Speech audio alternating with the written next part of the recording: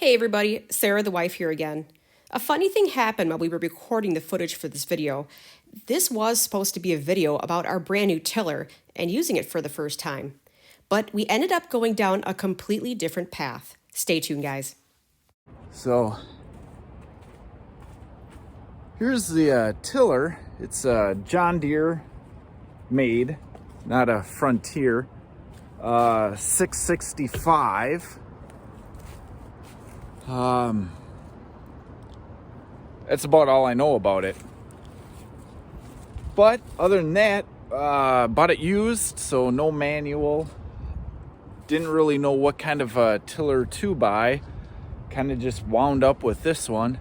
So if you know of any specifics on it, comment down below and help me learn.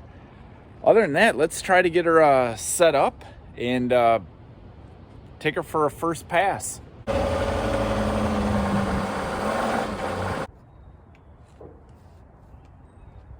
Well, first issue, drive shaft's too long. It had bushings in here that I took out right away because I knew I wouldn't be running a quick hitch. And wouldn't you know, it's too long. So that raises a question. We can cut it, that's no big deal.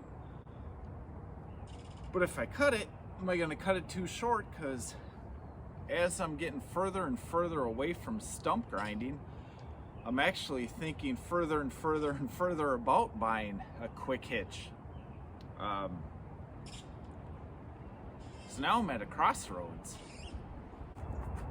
Well, it's next day or so. We're not gonna be able to hook up the tiller to the 3-point without cutting the drive shaft, which isn't a big deal. Just didn't know if I wanted to do that as I'm starting to get more and more implements going on. So to solve that, through the power of the internet, a brand new John Deere Imatch. So who here's read the directions?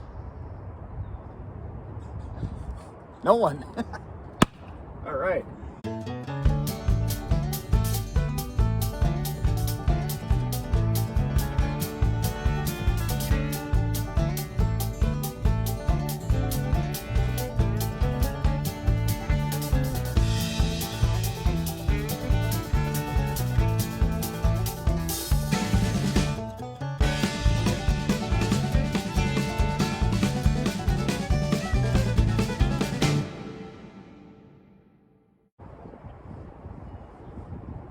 Okay.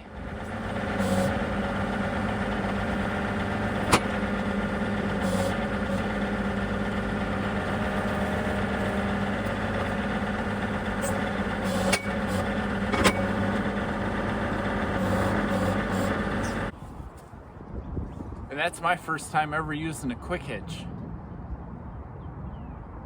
Where have you been my entire life, right? You know, leave a comment down below if you've used, quick hitches with tillers before. I'm thinking it's better to get close, put the PTO shaft on, and then try to click in. And here's why I think I'm doing it backwards. Because I've never used this on this tractor. When I tried to use it just on the 3-point arms, just themselves, the drive shaft was too long. Now, it doesn't take but a half a minute to cut the drive shaft. I just didn't want to cut it too short when, in the back of my mind, I always knew probably going to get a quick hitch at some point. So what I want to do for the first time is be as conservative as possible.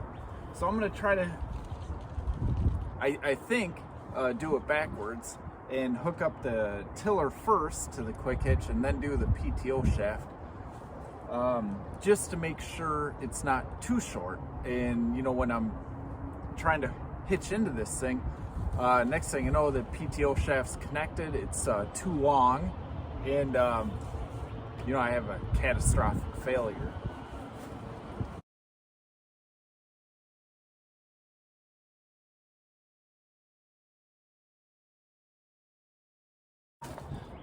So right here, this black, that's what I didn't have showing. This almost 3 inches when it was just on the 3-point itself. This shield was all the way butted up to here. And now there's a couple reasons for that. See, now I'm thinking through it. This is starting to make sense. So when I was trying to connect the PTO shaft, right, I had it all the way back, and I couldn't get the round. I couldn't get the round part into the shaft part.